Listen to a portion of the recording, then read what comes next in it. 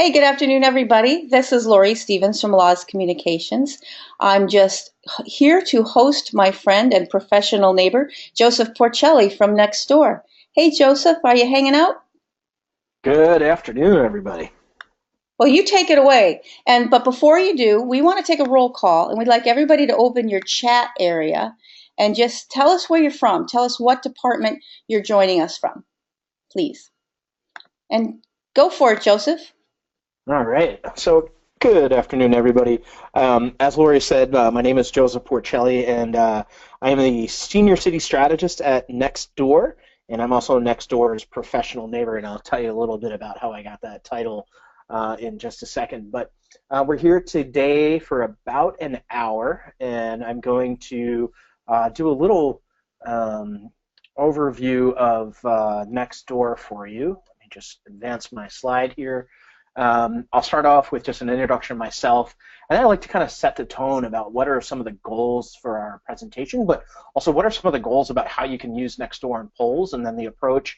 And then I'll give you a quick overview of Nextdoor Residential, which is the primary platform that neighbors use to communicate with each other and build community in their neighborhoods. And then I'm going to talk a little bit about Nextdoor for public agencies, which is the interface that you would use to communicate with those neighbors and to put out polls, and then I'll do an overview of how our agency polls work. And then I've got some examples for you of agency polls that departments from around the country have posted, and then I'm going to share some kind of best practices and insights with you, and then we'll open it up to questions for everyone. So as you have questions, you're welcome to ask them in the chat, and then at the right time, and we'll get to them as we go. So let's go ahead and get started here. So first of all, just a little bit about my background. I do have some law enforcement experience. I worked for the Boston Police Department back in the mid-2000s.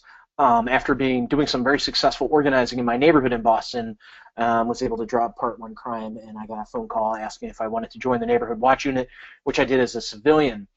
So I actually come to you as a practitioner who's done a lot of work engaging neighbors, building relationships with them, and helping to connect them to their district commanders and community service officers. Because of some of that work and work I did in technology, I wound up doing some consulting for Homeland Security and some other federal agencies and tech firms, and joined Nextdoor actually 2 years ago this week. So it's been a very interesting ride, but I come to you with actual field experience, which I hope I'll be able to transfer over to you in part of our webinar here.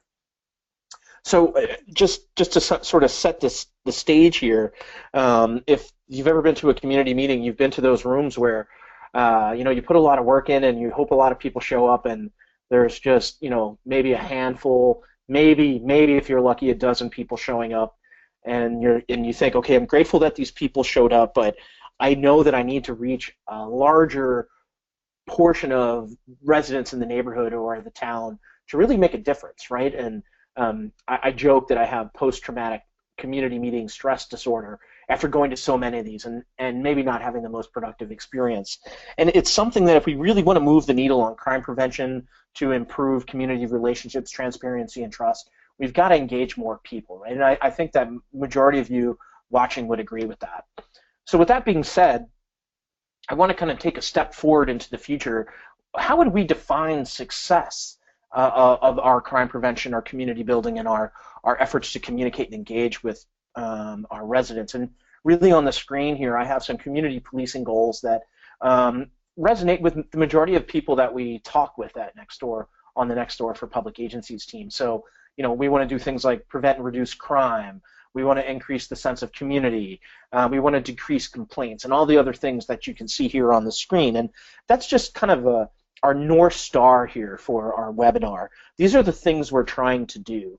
And in this presentation, and as I talk about Nextdoor and Nextdoor polls, I want you to please remember that these are the things that matter that we're moving towards. So we're not necessarily just communicating for the sake of communicating. We're communicating for the sake of empowering people with information. We're communicating for the sake of inviting people to take actions that make their neighborhoods less hospitable to crime, that help develop relationships between police departments and residents. And as you'll see as I go through this presentation, Polls is just a really awesome tool to gather data about what your actual residents are thinking and want. to help direct how you communicate and maybe how you operate in your department. Okay, so with that said, if we think about that first screen I showed at that community meeting, we need to get more people involved. And so I have this formula I present to you. I call it the community engagement formula. And it's really about needed ingredients for effective community engagement. And here's how it goes. So the first thing is you have to increase connection between neighbors and between your local, your community policing officers. You need to increase and enable neighbors to communicate with each other and your community policing officers. You need to share information. You also need to gather information. And again, that's really kind of where polls fits in here. You need to take actions together. You need to be able to suggest actions that neighbors take in their neighborhoods so that they can make crime less hospitable. Remove the fuel, remove the crime, right? As we know, most crime is opportunistic. And then you need to close the loop. You need to let neighbors know, because you did these things or because you provided this information to us, we were able to take these actions, or we took these actions together, and as a result, crime was reduced. So if you increase connection between neighbors and officers, communication, information sharing, collaborative action taking, and celebration, you will move the needle. Crime will decrease. Trust and transparency will increase. People's sentiment of the police department will increase. The number of valuable relationships that neighbors have with officers will increase. And those are all good things that goes towards our goals. Okay, with this sort of foundation set, I'm going to jump into the sort of the meat of our presentation. And to start, I'm going to make sure everybody understands what Nextdoor is. And so I'm going to be talking to you from the perspective of using Nextdoor as a resident. So step out of your role here as a police officer or someone involved in public safety, and just imagine yourself as a neighbor here. So what is Nextdoor? Nextdoor is the free and private social network for neighborhoods. And what that really means is it helps build community among neighbors who don't already know each other or haven't yet had a vehicle to communicate. So this picture here is actually a group of neighbors in Anacostia, just south of, east of DC, downtown DC. And the woman in the middle here started Nextdoor about 3 years ago, and she didn't know who any of her neighbors were, but she heard about this tool called Nextdoor and heard that it would be a great way to get people involved. Fast forward today, 3 years later, there's about 180 people that use Nextdoor in her one neighborhood in Washington, D.C., and none of these people had known each other, right? But now they have a way to connect and communicate, and they talk about all kinds of things. Many of them have children, so they're organizing kids' activities for the families to do together. They're taking care of some elderly neighbors in the neighborhood. They're addressing some crime and some blight issues in the neighborhood. They're also fighting for getting a food store closer to their homes because they have to travel a fair distance to get fresh groceries for their family. So they're using Nextdoor as a way to communicate. Now, Nextdoor is used all over the United States. In fact, almost 60% of neighborhoods around the country are leveraging Nextdoor. And there's about 99,000 neighborhoods using Nextdoor across the country, which is awesome. It's really exciting to see this level of connectivity across the United States on our platform. Now, what makes Nextdoor different from, say, Facebook or Twitter? There's a couple key things here. First, every one of those 99,000 neighborhoods you saw on the previous screen were started by a resident in their neighborhood. We provide the platform, but the neighbors need to do the work to launch and grow their communities. And so they do that by inviting their neighbors to join by telling them word of mouth. They can send email invites. But before anyone can join Nextdoor in their neighborhood, they actually have to verify that they are a resident of their neighborhood. Now, the three most popular ways that happens is either by receiving that postcard that a neighbor can choose to send to someone. Neighbors can send email invites. And when they prove that they live there, they can do that by phone, or like I said, before, through the postcard, or our system can call their home phone and their cell phone, and if the billing address matches, we let them in. There's a couple other ways, but those are the three most common. So every Nextdoor is started by a neighbor. Every single member of Nextdoor is a verified resident in their neighborhood. And what do they do on Nextdoor? The majority of conversations are about recommendations, so plumbers, handyman. For example, my wife and I just moved from Washington, D.C. to Annapolis, Maryland, and when we moved here, we're looking for dry cleaners. What store does people go to? I just asked, where can I find a cobbler because I need to resole my shoes, and all my neighbors kind of told me about it. I also found out a lot about a lot of great fun activities. For example, there's actually something that called the Eastport 0.05K Marathon, which is just a silly run across the bridge, which I wouldn't have known about except for it was posted on Nextdoor, so I went and did that 0.05K, which was lots of fun, and I met lots of neighbors. People also buy and sell things and give things away. What I want you to take away from the screen is that your neighbors use it all the time because it's really useful, and it really helps connect them to things that help build community and make their life better. Neighbors also use Nextdoor to return lost pets or get their lost pets returned. If you Google lost pet Nextdoor, you'll spend 3 weeks going through the thousands of stories of people finding their pets through the platform. People also use Nextdoor to host things like neighborhood socials and block parties and yard sales to bring their neighbors together. This is actually a picture of my neighbors and I last winter. We got together after the major blizzard in DC, and we shoveled out all the handicapped parking spots and the fire hydrants and the bus stop. So it's a way for neighbors to come together and make a difference in their neighborhoods. If you're familiar with the floods that happened in Houston a couple weeks ago, Houston OEM and Houston neighbors used Nextdoor and our urgent alert feature to alert each other about things that were going on. So OEM posted, hey, we're getting a lot of rain, expect flooding. Hey, we're starting to see flooding. Your neighborhood is flooding, evacuate. Neighbors use Nextdoor to let neighbors know how they can, who had a boat to help get them to the hospital or to bring supplies in.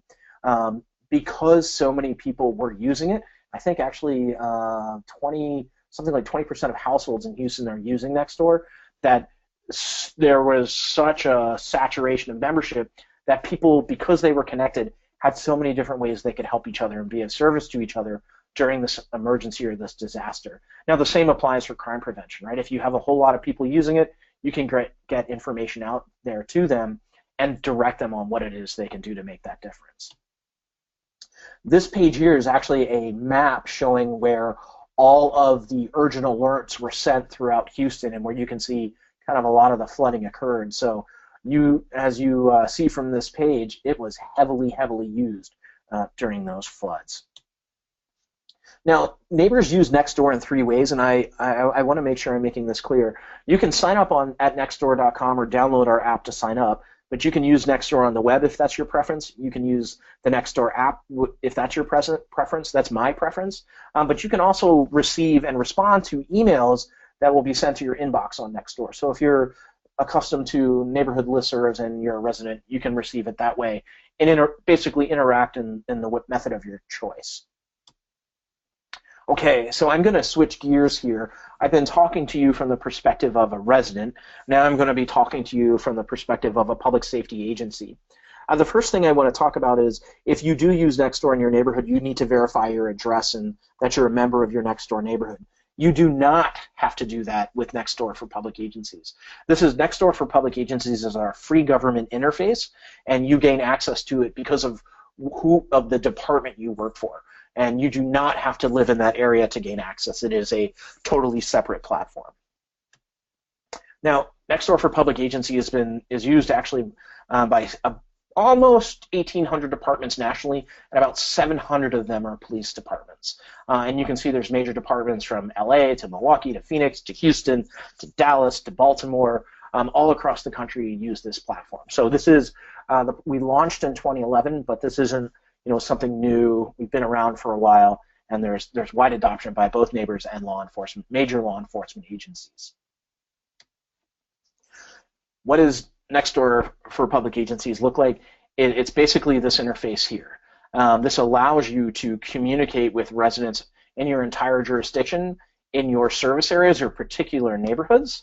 And with that, you can target messages into those neighborhoods. So on Facebook or Twitter, you just tweet it out or you post it out. On Nextdoor, you can target it into a specific neighborhood or into a district, and you can assign users into neighborhoods and districts. So for example, like in Dallas or Prince George's County in Maryland, they have users who can post to the entire county, or they have users who can post to the entire district, or beat cops who are able just to post within their beat. When you can do that, it really helps because neighbors want to hear about things that are close to them, not necessarily across town. And neighbors want to get to know and get information from those local officers, so that's really helpful. And there's sort of three ways I like to talk about how people can use Nextdoor, and I break that into inform, educate, and activate. So, for example, to inform, you can let people know about things that are going on in their neighborhoods. You can educate them about programs and services you offer, such as like RAD training or Citizen Academy, or, for example, a community partner may have something for youth or elderly in the neighborhood that you want your neighbors to know. It's a great way to do it. Now, activate, I think, is probably something that probably is going to be the most bang for your buck, and that's really letting people know what actions they can take or behaviors they can change to make their neighborhoods safer and stronger, right? So that could be directing them to remove their valuables from their vehicles if you're seeing an increase in theft from autos, or in the summertime, putting window stops on their windows and removing their valuables from hands reach so people can't reach in and take things, right? You can also activate them, and coming back to polls here to provide you input. And I'm going to just save that as I'll transition to that in a couple slides. When you post on Nextdoor, there's 4 options here. So there's a message, which is like a discussion message. There's an urgent alert, and that would an example would be like a shelter in place or BOLO. The poll, which again I'll get into in a little bit, or an event. So you would post an event for, say, a coffee for a cop, and you can target, and as you see on the left-hand side here, you can target those messages into specific service areas. So in Prince George's County, they have about, I think, 70 service areas. So there's the district and then the beats within those districts. And on the right-hand side, this is targeting a message into a particular neighborhood.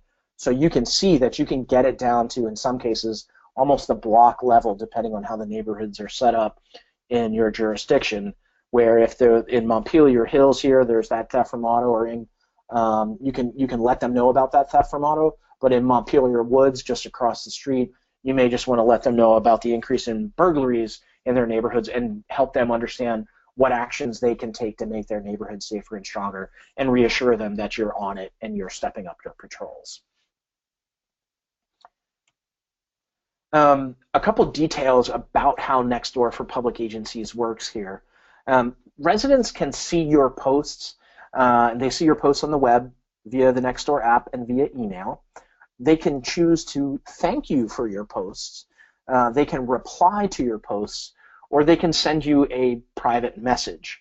And we are releasing a new feature. We have released a new feature that we can make available to you that actually allows them to forward a crime and safety message from their neighborhood to you.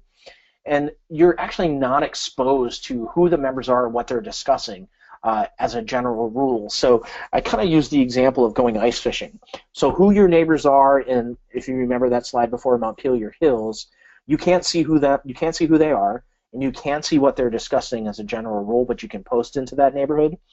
The forward to police feature allows them to elect to share a crime and safety message with you, which gives you a heads up of what they're talking about without violating their privacy, because our promise to our members is that Nextdoor is the free and private social network for neighborhoods.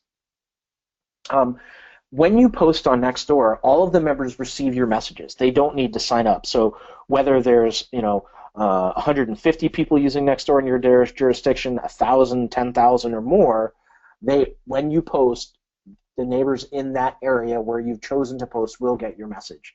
They can unsubscribe from the agency, or if you have multiple users, they can mute those users if they want to. But we actually created this interface at the request of our members, who said, hey, it's great that we can hear from each other, but we really want to hear from the officers that serve and protect us in our neighborhoods. And as you can see on the right-hand side here, members can thank you for your posts. We don't have likes, we have thanks, and members can reply. Members are required to use their full name, and they are required to communicate in a respectful way with each other and with you. And as you can see here, typically it's a lot of thank yous, appreciates the information, they'll ask clarifying questions, and they will, from time to time, share their thoughts on things, which is great. The forwards to police feature that I described earlier, this is what it looks like. So if someone is going to share a crime and safety post with you, it says, hey, you are posting a crime and safety post. Would you like to forward this post to a law enforcement officer? They click yes. Here, it will copy the message that they're sending to their neighbors, and it also prompts them like, hey, if something's going on in the neighborhood right now, you do need to call 911, and that is very important. And we also let them know that a response is not guaranteed, right? Just to kind of manage the expectations and let people know how important it is to call 911. When they hit send, it simply gets sent as a message to you, which shows up in your email inbox. And I don't recall if I mentioned this earlier, but all replies to your messages show up in your email inbox. Private messages members send directly to you show up in your email inbox, and so do these forwards to police. And so that means you don't have to go to Nextdoor to monitor what people have responded to. It comes to your inbox, and you can respond from there as well, which fits really nicely into your workflow. Okay. Now, the great thing about Nextdoor for public agencies is that multiple departments from your city can use it. So police department, mayor's office of neighborhood services, the fire department, emergency management, water department, DPW, transportation, and all of those same departments can communicate and provide information and interact with the residents in your city. So this isn't just something for the police department. All your departments are welcome to use this platform. And if I haven't mentioned this already, Nextdoor for public agencies and Nextdoor is free for members, and it is free for you folks. There is no cost, there is no contract, and there's no memorandum of understanding. You simply go to nextdoor.com/agency and fill out the form to get started. We'll approve your account, and you're welcome to start using the platform.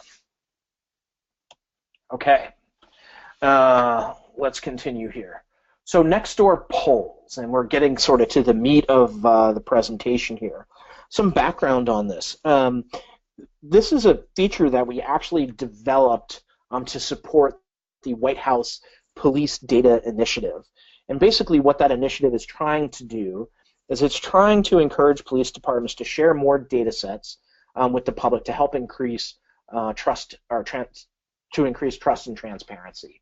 And so we wanted to, given that so many police departments are using Nextdoor around the country, we wanted to make a really easy way for our public safety partners to ask questions of the membership and gather input. And so we came up with this polling feature here. And the way that it works is we allow you to ask one question at a time, and members can select one answer, which they can vote for, as you'll see on the right-hand screen, or they can also reply as a comment to provide more detail. Now, what can you guys do with this data? You can see the screen capture here that you can use to share. Actually, all members have access to the tallied results, but you can then share that screen capture on your website or tweet it out or put it on Facebook. But we also give you the ability to download the data points for your entire jurisdictions. So, for example, and I'll show you this on the next slide, the Prince George's County Police Department internally broke it down from a district perspective to see the answer to their questions because it mattered to them by district. So you could do that same thing. Now, with that downloaded data, you're also able to offer that as a data set to support this police data initiative. And to be a acknowledged member, you need to offer 3 data sets a year. So if you chose to, you could do 3 polls and then publish those 3 data sets that the public could see and download and manipulate. So essentially that would be a screen capture here as the tally if you wanted to, but then an Excel spreadsheet that you would offer to the public so that they could see the data points. That Excel spreadsheet does not include any information about who the member is, their name, their address, their email address, anything. It just says it's a vote for this, and it's broken down by your jurisdiction or your district or your any shape, file, or area that you're using. With that said, here's, and I'm going to show you on the following screen the breakdown by district, but this is a question that the Prince George's County Police Department asked. They said, generally, do you feel safe that the police department is doing a good job in keeping your neighborhood safe? And as you can see, 74% people said yes, 19% of people said no, and 6 other people left comments, and they got 619 votes. Now, if you think about the time and effort it takes to do a traditional public safety survey, it's a long time and it can be very expensive. It took Major Price, who put this poll out, I think a total of maybe 10 minutes to write it, to think through it. and then 3 minutes to post it. So you can have this out immediately and get some very good data here. Now, what I did to help out on this next screen is I took that data from that downloadable Excel spreadsheet and used Google Spreadsheet's graphing function and basically created these graphs by district. So what this let us know is, where the districts where people feel safe and not, and it informed the Prince George's County Police Department that they need to put more effort into addressing and getting some clarifying questions from District 3 and District 4, right? Because they were the ones that had, District 1 and District 3 had the least amount of satisfaction. So this is really cool because you ask a question, and remember that the folks who are voting here are your actual residents, they're your taxpayers. So if you were to put this on your website or put it out on Twitter or Facebook, you don't know that those people are your actual residents. On Nextdoor, you're guaranteed that they are, right? Because they've had to verify that they live in your jurisdiction to join their Nextdoor neighborhood network. Sorry, that was a mouthful. Okay, so some other types of questions that have been asked around the country here. The Austin Police Department asked, what would you like us to focus on more, right? And so they offered some things that they thought would be really helpful, and it turns out they really kind of nailed it here, right? The community wanted to focus more on community policing. And if you actually Google Austin Police Department Nextdoor Polls, GovTech did a really great job of kind of talking about how this works and what the Austin Police Department did with this, right? But they also asked about traffic initiatives and other things.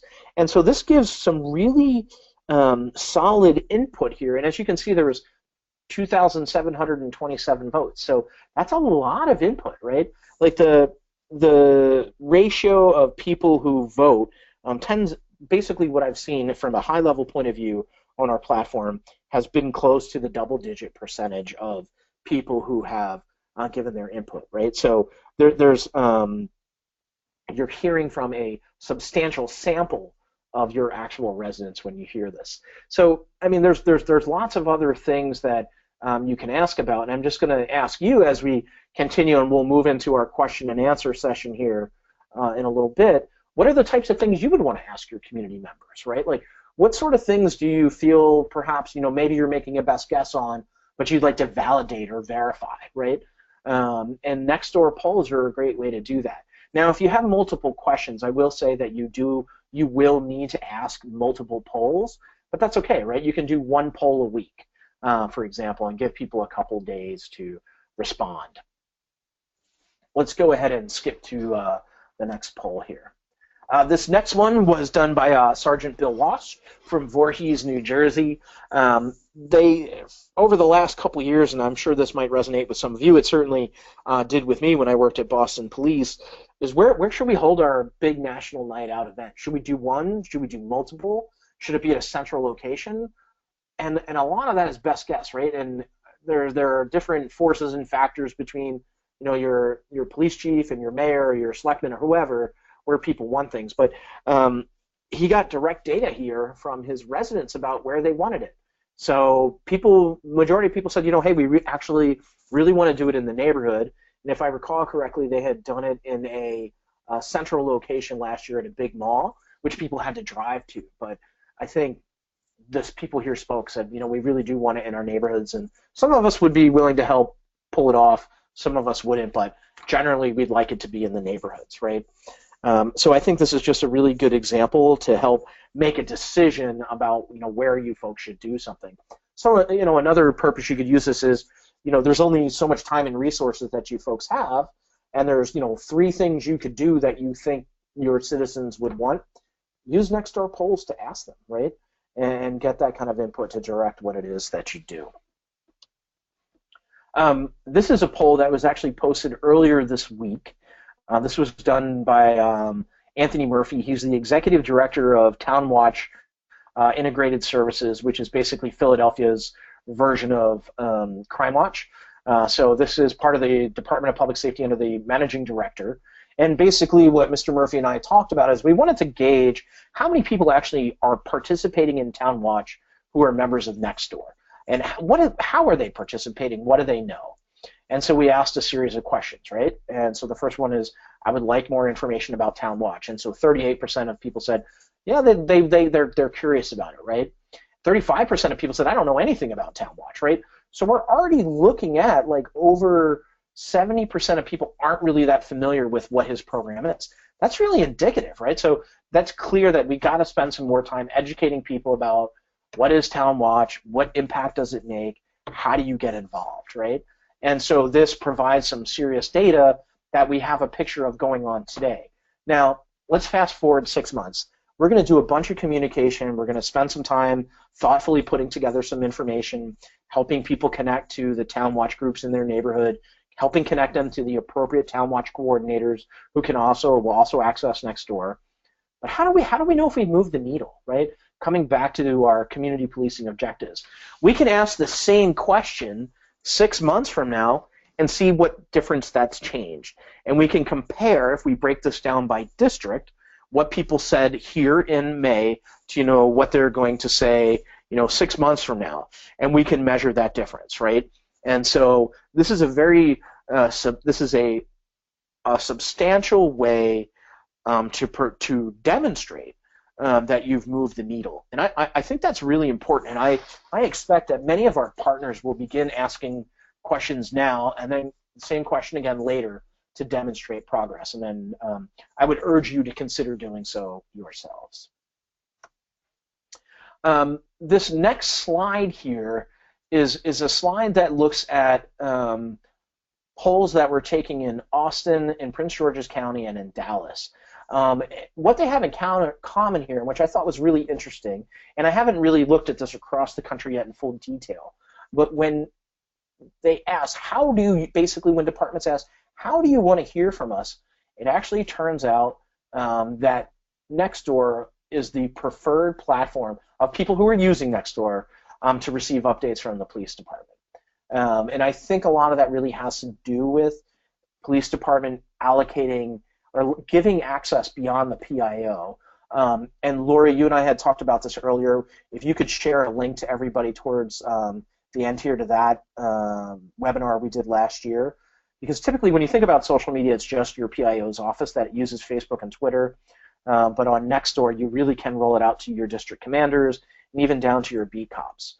And when neighbors know their local police officers, that's just beautiful, and that's magic for community policing. And I think you see that reflected here in some of these polls. So I wanted to share this with everyone just as kind of some food for thought as you go forward here, thinking about how you might use Nextdoor polls.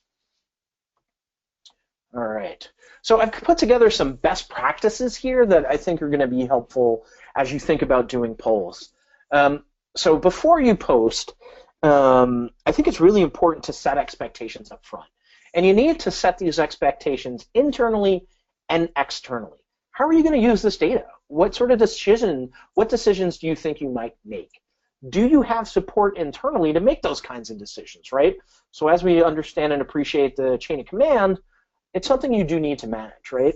And I think it's important to ask these questions, but if you ask these questions and don't demonstrate that you've done information with the data you've gotten, I think that could be a letdown to some of your members. So I encourage all of you to think through that beforehand.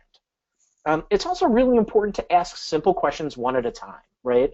It can be tempting to try and get too much information, but it's that simple. The KISS acronym, keep it simple. And I'm not going to say the last word on the webinar here, but that definitely goes for polls as well.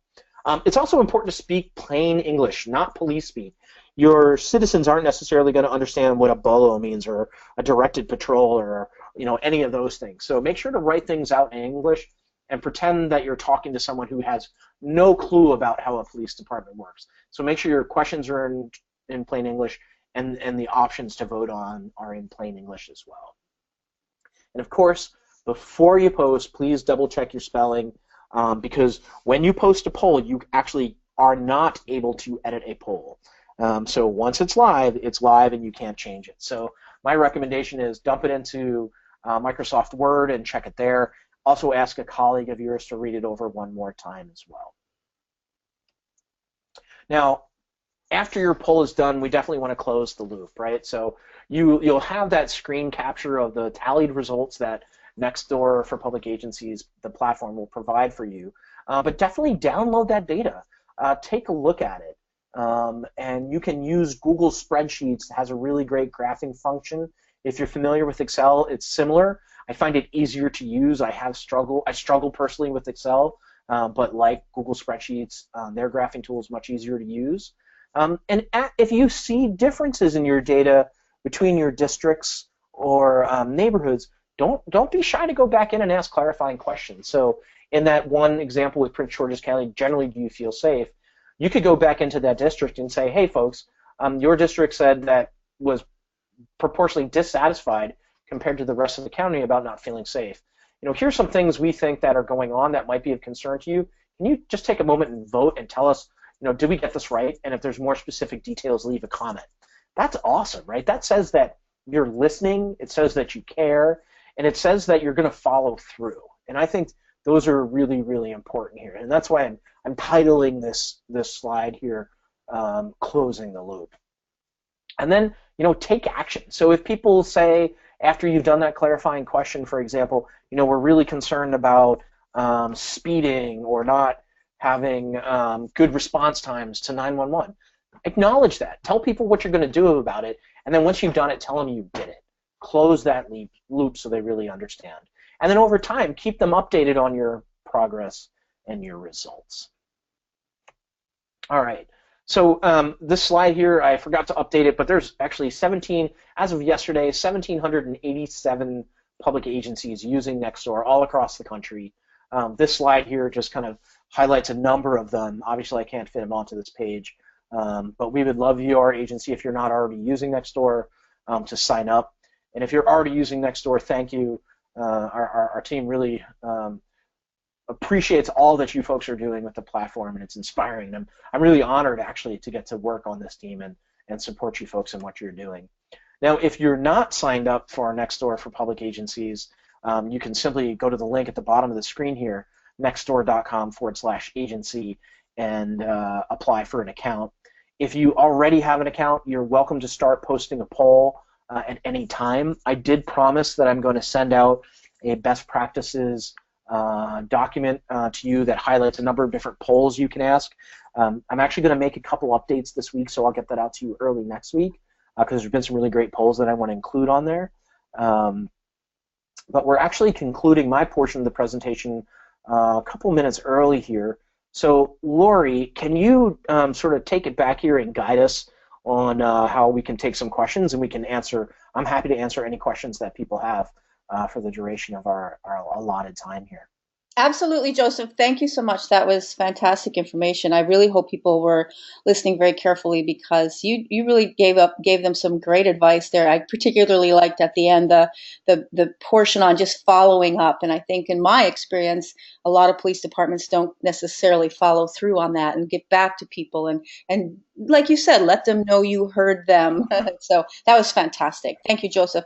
Oh, my pleasure. Just so you know, the few people who answered where they're from, we've got places like St. Joseph, Missouri, Georgia Tech Police. I was just down there. Hello, Georgia Tech. Huntington, California, Charlotte, Mecklenburg. We have Seminole County, Florida Sheriff.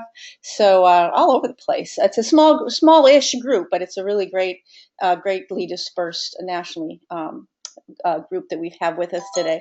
So we have a few questions. Are you ready, sir? The first one. I'm ready. How do you manage receiving multiple responses from the same person to influence the poll? You can only vote once. So your platform manages that and prevents Yes. them from. Okay, awesome. I suspected that was the answer. And then Michael wants to know, when you open a personal account, is your information secure? He says, I see you need to enter your address. Can other members see your address? Sure. So that's a great question. Every member of Nextdoor needs to verify that they live in their neighborhood to get access to the neighborhood. That's actually how we keep other people who don't live in your neighborhood from joining and seeing what you and your neighbors are discussing. Your information is secure. Joseph? And you, yes. Joseph, I got to interrupt you. I'm not sure if it happened to everybody else, but you dropped out on me, so I didn't hear just about everything you just said. Oh, I'm sorry. Can you hear me now? Yes, go ahead. Please repeat. Okay. That moment was sponsored by Verizon Wireless. Just kidding. Okay, so the question was, is your personal information on Nextdoor secure? The answer is yes. Every member of Nextdoor does need to verify that they live in their own neighborhood to gain access to their Nextdoor neighborhood's private network. We do we do ask for your name, your address, and your email address. But whether or not you display your full address is up to you. So in my neighborhood, I only display my street. I'm comfortable doing that, but I'm not comfortable displaying my full address to people. So that is up to the individuals to make that choice. But we need that information to place you into your neighborhood. That information, you control what is displayed, and anyone who lives outside of your neighborhood. So actually, let me clarify. You can choose if people see your street name or your full address in your own neighborhood and nearby neighborhoods. So there are because there are so many neighborhoods, you can choose to communicate with nearby neighborhoods, and you can choose to see their communications. You can also choose to show your street name or your full address name to those neighbors, but that is up to you. And if you do not live in a neighborhood, your immediate neighborhood or nearby neighborhood, you cannot see who anyone is. So I can't see, Lori's profile in her next door neighborhood, and she can't see mine because we're technically in the same state, but we are too far away from each other to be able to see that. And I will just take this moment to remind all of our public agency users that you are not able to see any information about your members. So I can't see if I'm part of I live in Annapolis, Maryland. If I'm part of the Annapolis Police Department, I cannot see who the members are and what they're discussing. Nextdoor for public agencies is kind of like going ice fishing. You cut a hole in the ice, you drop your message into the ice in the water. You can't see the fishies through the ice. You can't see what the fish are talking about, but the fish can nibble and interact with your message if they choose to. When they nibble or interact, you can see their first name and their last initial, but that is it. You cannot click on their name and drill down or see their address or their email address or who their neighbors are or what they're talking about. You technically cannot do that. Awesome. And I also wanted to mention that you said you had asked me to share the link for the other webinar that we did earlier, and I had shared that early in the webinar. So it's there in the chat window for folks who want to grab that. And if for some reason you miss it or whatever, you want to see it later, you can go to my YouTube channel, youtube.com/lawscom, and go into webinars and find it, or just email me and I'll send it to you. And right now we have one more question to go, and if anybody else has any, please type them into the chat window now. But Michelle wants to know, is there a way to forward messages within my Nextdoor inbox to my colleagues' Nextdoor inbox? You can forward a message, so not from the inbox, but if messages from your inbox can be distributed to your work email. So if you log in and you go to settings, you choose replies to my post to receive immediate email notifications. That is a default setting. So for some reason, if it's not, you want to change that back, but then you can forward messages to your colleagues that come to your work email inbox. I hope that was clear. Michelle, if you need more clarification, just type in the chat room and Lori will let me know. Okay, so at this point, I don't have any other questions showing up. We'll give it another few seconds in case one pops in there. But Joseph, how do people reach you? It looks like it's all at the bottom of the screen here, joseph@nextdoor.com. Couldn't get more simple than that. And you mentioned you're going to share some information with the folks on the webinar today. Tell us again what that's going to be. Yeah, so basically I put together a best practices document. You saw sort of 2 slides here, but I have about a 4-page document that includes some of those best practices and others and kind of written out in a little more detail. And I've also written up what I think are some cool polls that you can try.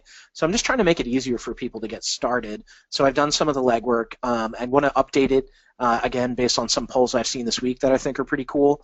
But give me till maybe like Tuesday or Wednesday next week. And then we'll get it out. Either I'll send it or you'll send it, Lori, to everyone so they can have that to help them get started.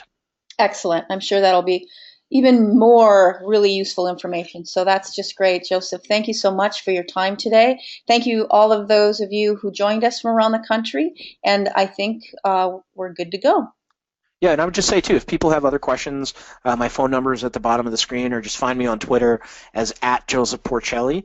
And I also want to say thank you, Lori, for putting this webinar together every time we do one. It's a lot of fun, and I really enjoy doing this. So thanks for making it possible. Well, you are just so darn good at it, Joseph. And Michelle did say she's going to send you an email, so please watch for an email from Michelle. All right, All right. folks, thank Thanks, you Michelle. so much, and we'll see you next time. All right. Take care, everyone.